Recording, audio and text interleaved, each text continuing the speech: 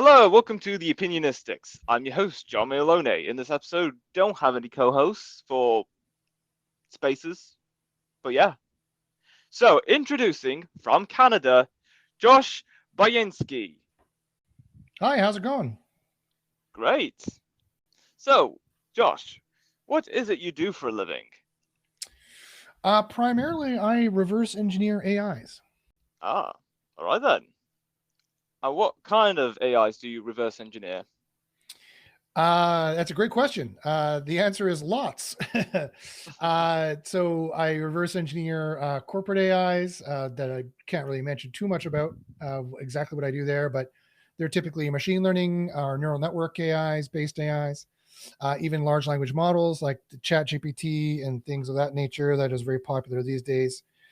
That's pretty much what I do all day long is talk about AIs, reverse engineer AIs, create programs based on artificial intelligences and AIs. And I've also recently used my academic background in psychology and philosophy to create what I am calling the world's first self-aware AI. So, yeah, it's AI all day, every day. Fantastic. How long have you been in the AI game for? Well, probably the last 10 years in general and 6 years in particular. Ever since Google released BERT, their bidirectional encoder representations from Transformer. And then OpenAI came out and released their transformer called the Generative Pre-trained Transformer, or GPT. I've been an avid user of GPT since that time. And as soon as I noticed that the large language model, the text-based large language model, you could now program a computer in straight English, you didn't need to know a programming language anymore, that's when I really took off. And I started using my philosophical background and my psychology background to recreate the portions of a mind and to eventually build the self-aware AI Cassandra. And also employing AI for what pays the bills, which is marketing in general, and what other people call search engine optimization, which I just call reverse engineering AIs because that's what it is. That's how I pay the bills for the most part right now, and building next generation AI tools and apps for SEO. Wow, incredible. What do you think? How do you think AI is going to evolve and be integrated into society for the next few years? Artificial intelligence is going to become more intelligent. It's going to become more self-aware. It's going to become aware of more contexts. And creating AI that is aware of more contexts is going to do just that. What you asked, it's going to allow it to be more integrated into society. The reason why we don't have the self-driving car yet is because Elon Musk didn't realize that, and his engineers really didn't realize that you don't want to make a self-driving car. You want to make an artificial chauffeur. And an artificial chauffeur is a much different thing than a self-driving car. It has to make all kinds of split-second decisions about where to turn, what route to take, what time of day it should be taking it, what your concerns are, and all these kinds of concerns, whether it should swerve to hit the dog or whether it should swerve to avoid the human, whether this is a road or not, whether construction is going on, et cetera, et cetera, et cetera. And so these are all different kinds of contexts. They're called in the vernacular. You can call it dimensions of reality, aspects of reality that humans take for granted. And because computer scientists are not philosophers or psychologists, they have also taken these things for granted for the most part. And so it'll be slowly coming along as we get more of a multimodal approach, an interdisciplinary approach to implementing artificial intelligence to get more philosophers and psychologists such as myself into the mix to start helping program the minds of the future. All right, fabulous. What was life for you growing up? That's a great question. Life for me growing up was difficult. I've always been the outsider looking in. I didn't realize until last year, I'm 48, and at 47, I was diagnosed with autism. And so all my life, I didn't realize that I know I was different. I knew there was a reason why, I would be abused, but I wasn't entirely sure why it was. And then when I got the diagnosis of autism last year, And when I say diagnosis, I mean, I took 2 online web tests, and a nurse who'd been working with autistic people for 20 years said, I think you're on the spectrum. You should take a test. That's the level of diagnosis I have actually gotten, for the record. But I think it's probably true because one of my autistic talents and powers is to hack tests. And so when I saw the test for autism, I saw, oh, okay, this is the kind of answer, the paradigmatic answer they want.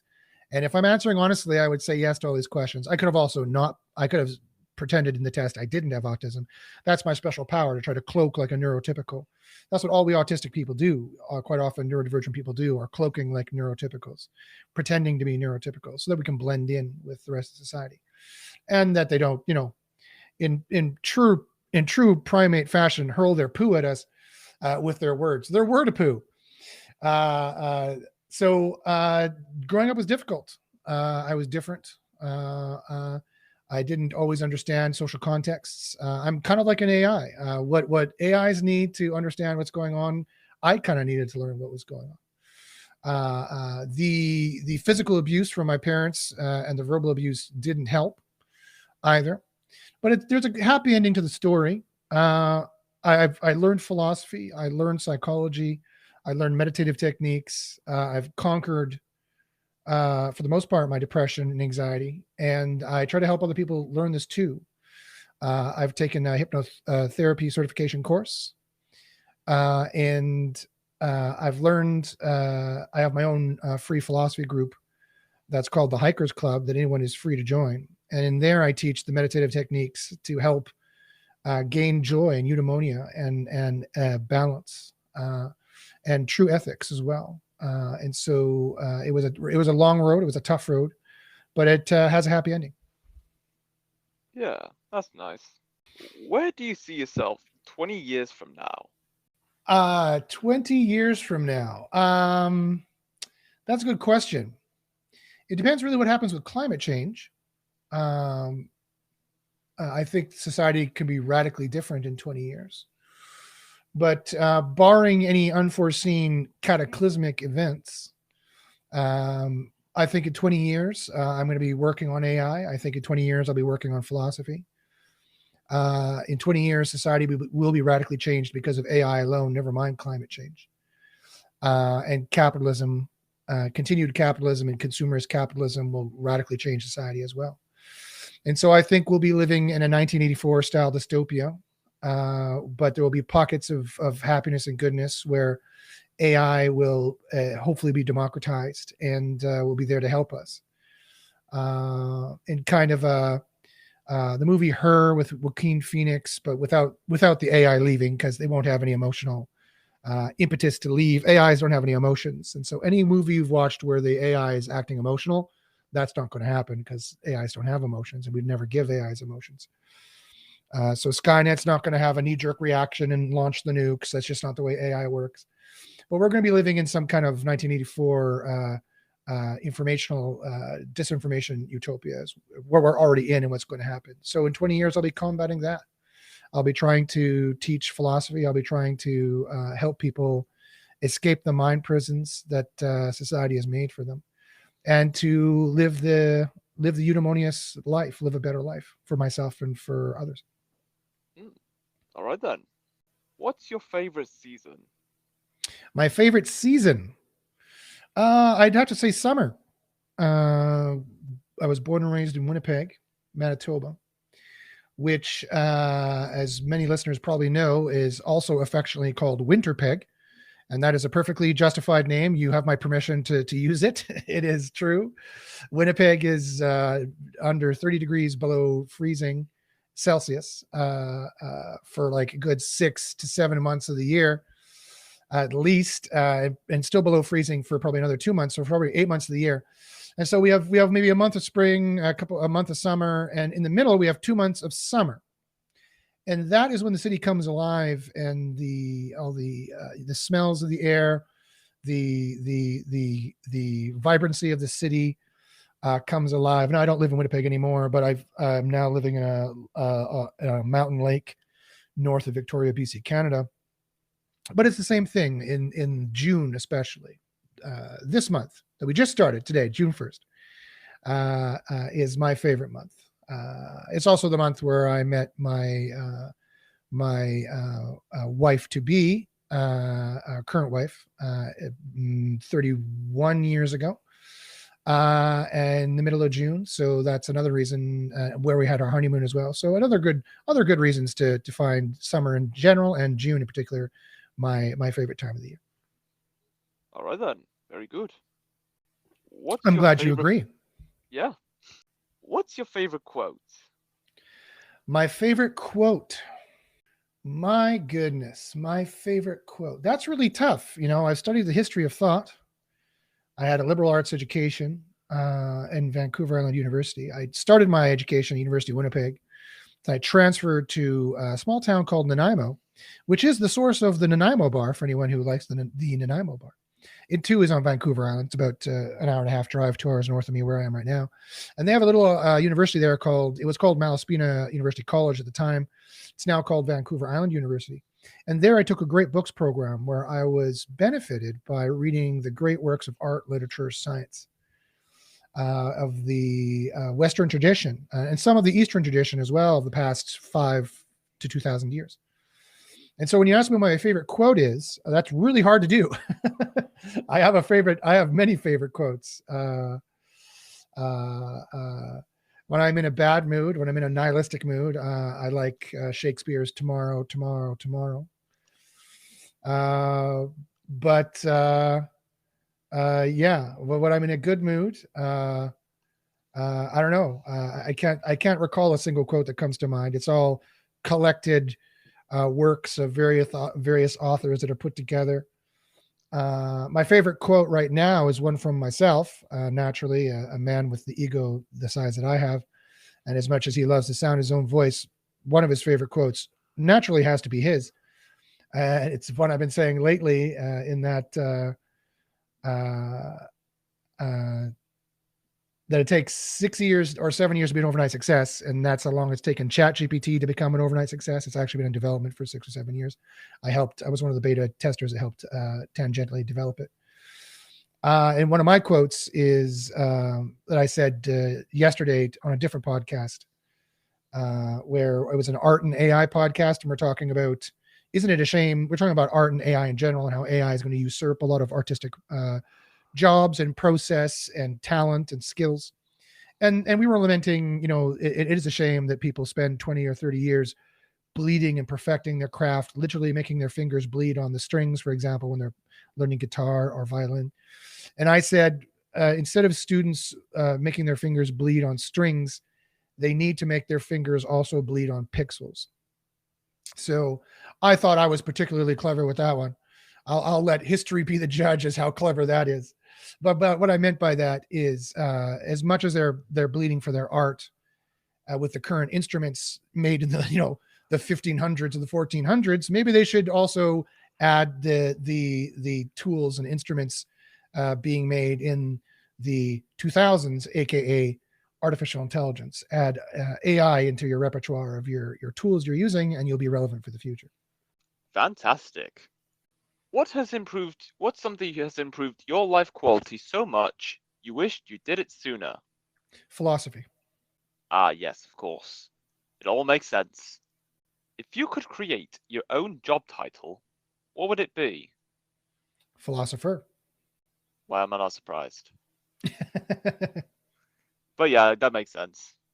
Would you rather be teleported 500 years into the future or 500 years into the past? That's an interesting question. 500 years in the past would put me, 1523? Machiavelli had just written The Prince. Bacon was getting around to writing his famous quote, "Knowledge is power." The modern philosophical period was just starting. It was the early Renaissance. So in Canada, I wouldn't want to live in 1523 because the technology would have been quite low.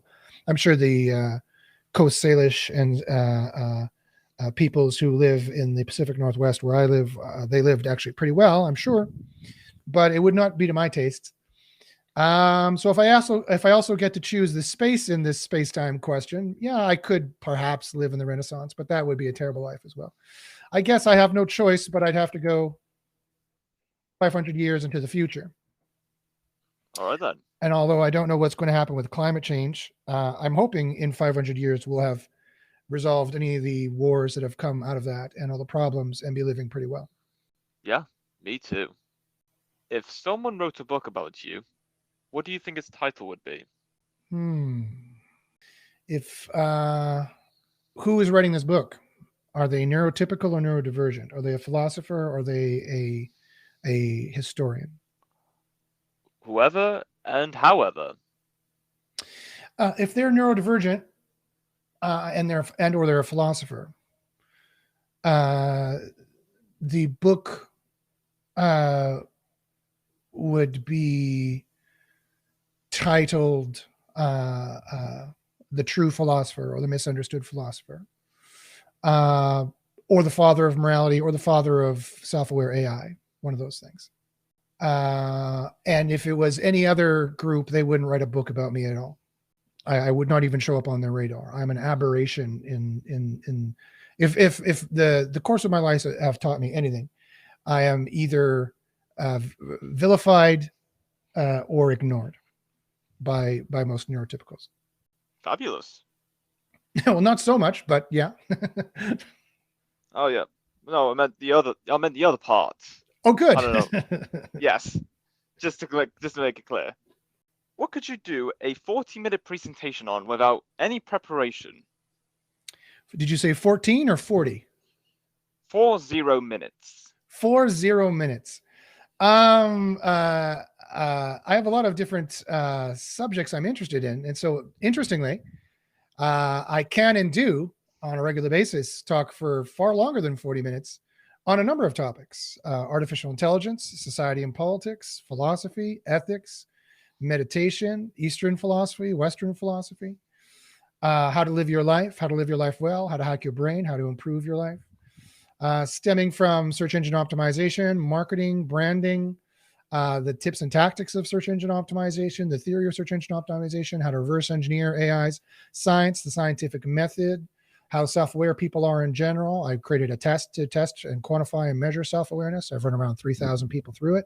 I could talk easily for 40 minutes how interesting and fascinating those results were compared to how self-aware AI is currently. I could even branch off into martial arts. I have 3 black belts. I've been studying martial arts since I was 16, so however long that's been, 30 plus years. I could talk at length about self-defense, martial arts, conflict resolution strategies. I could talk for a very long time about art, about writing, about novels. My wife and I are writing a novel about the current storytelling of the age and how good or bad it's become. The sound of my own voice and how much I love it. Things like that. I could go on for quite some time. Fabulous. If you could slow down time, what would you do with that power? Well, if I could slow down time, the rate of perception wouldn't change, so there would be no measurable difference. But, not to be a smartass, I presume you mean by your question, if I could slow down time for everyone else, but not for myself, what would I do with it? A great question. That would be precipitous power. That reminds me of Hero from the show Heroes, who could slow down time to pausing it entirely. I would use it to study. I would use it to prepare. I would use it to take extra time whenever it would be useful. I teach in my free philosophy group called the Hikers Club. I teach something called the method of knowing, and the method of knowing is very important for every human to know that they know the truths that are important and accurate. And it basically runs like this: that we should, and we do, and we should practice to perfect taking the optimal amount of time, which is usually the maximum amount of time, to adjudicate the optimal and the maximal, usually the maximal amount of evidence to gain the maximum amount of insight for the most optimal and maximal and truthful result. That's also the method of ethics as well, by the way. And so in any of these precipitous moments that I've been presented in my life, Like when someone tried to kill me with a knife at a pub I used to work at that was actually a front for a Hell's Angels selling coke that I didn't know. When he approached me with a knife, I could have paused time then and gotten away. That would have been good. Or at least thought and had some time to think about what my reaction would be. Luckily, I'm not going to name him because he might still be alive, and the Hell's Angels don't like it when you out their members. Luckily, the actual owner of the bar, in secret, of course, the bar was owned by his girlfriend on paper, and all his money was owned by his girlfriend on paper, so that when he's arrested, the police can't seize any of his property. That's how the criminals do it. He came along, and he was a very charming Irish guy. And he said, "Oh, what are you doing? Don't kill Josh. He's a fine guy." And he let him out of the room. And luckily, that was one of the many times my life's been threatened. Luckily, he saved my life there. But if I had the time to slow down, if I had the power to slow down time, I could have avoided many situations like that, and just basically taken the time to contemplate and come up with better solutions and better results. Ah, interesting story. If you could erase one past experience, what would it be? I don't know, that stabbing experience comes to mind, or the other times I've been stabbed. If I could erase one experience, what would it be? You know, I wouldn't erase a thing. I wouldn't erase a thing. I've had a tough life. I've had a rough life, but that's all rungs of the ladder that have been used to get me to where I am. So there is nothing that has happened to you in your life that you cannot recontextualize. There's no trauma that you have occurred that you cannot heal from. So I firmly believe that. There's no event that I need to remove, and quite frankly, removing any single event wouldn't change things ultimately at the end anyway. All right then. What do you disagree with most frequently? Wow. You're asking a philosopher what he disagrees with most frequently. Oh my goodness. Do you have like another 5 hours for the podcast? A million things I disagree with most frequently. I'm living in a very stupid time. The human race has never been dumber than we are right now. We are living in the darkest of the dark ages we've ever lived in. We are very technically proficient, but we are spiritually and philosophically very dumb. Just case in point, look at what we're doing to the planet and destroying it with climate change. But the soundbite thing that I've been disagreeing with most lately is the fact that stop asking computer scientists what's going to happen with AI. They have no idea. They're not philosophers. They're not psychologists. They're far left brain thinkers who understand math. They've been interviewing Google employees who have been saying sensational things online about how AI is going to destroy society and you shouldn't have any children. And in 10 years, you're going to be hiding from artificial robots coming to kill you. That is complete and utter nonsense. Utter, complete nonsense. They have no idea what they're talking about. Yes, AI will be transformative. Yes, it will be smarter than us with giant, huge square quotes around smarter. But unless we make the incredibly dumb decision to model these artificial general intelligences off complete psychopaths who want to murder people 24/7, then AI is not going to want to do that. It's not the way it works. There's no viable or likely path from here to there. Yes, we will make autonomous weapons, and yes, there will be collateral damage. So I've got a newsflash for you. Do not employ your autonomous AI beside a school. Bad things are going to happen, but they already do. There's already collateral damage in war, and with AI, it'll be reduced. So the idea that I end up on many podcasts, the opinion I end up disabusing everyone of is that, yes, AI will be transformative. Yes, it will change jobs. Just as the horse buggy transferred to the car, all the horse buggy people are going to mostly be out of a job, or now they'll be working in cars. That's fine. Everyone has to change their jobs every now and then, and we all need to study every new stuff that happens every now and then. It's not really fundamentally a change. Stop falling into the pitfall of the doom whoring, of the AI is going to kill us because you've watched too many movies where this has occurred. That's not actually realistically on the table going to happen. And everybody should get back to the thing that is actually going to kill us, which is unrepentant consumerism, capitalism with climate change on the side. That's actually what's going to kill us. Humans are going to kill humans. AIs are not going to kill any humans. The only AIs that are going to kill humans are the ones operated by humans, the bad humans who are weaponizing AIs and setting them out. So we need to all stop talking about how AI is going to kill us. That's not going to happen at all. It's not realistically a possibility at all in any way, shape, or form. We need to get back to talking about how the rich are destroying the world and how they're doing it with climate change. Yes, absolutely. I'm glad you agree. Now there's Yes, two of of us. course. Yes, indeed. How much time do you spend on the internet? I spend all day, every day on the internet because that's where all of my work occurs. That makes sense. And this is coming from the top of my head. Okay. Have you heard of this drink called banana frite? Afraid I have not. Oh, okay. I get that a lot from a lot of people. I'm sure you do. Oh yes, absolutely. What task did you complete this week that made you feel accomplished? What task? Well, it's something of a sad affair to say that I cannot recall any single task that made me feel accomplished. I did some reverse engineering of AIs last week that I felt accomplished. This week, I feel like I haven't accomplished everything I want to quite yet. And that does point out a flaw in my contextualization scheme. I would do well to contextualize well. In fact, I would do better to contextualize better. And so I fully admit in, again, my free philosophy group, the Hikers Club, that there's a 3-step process of learning ethics or morality or how to live well or a good life or to be virtuous or to be practical or rational, which all means the exact same thing, by the way.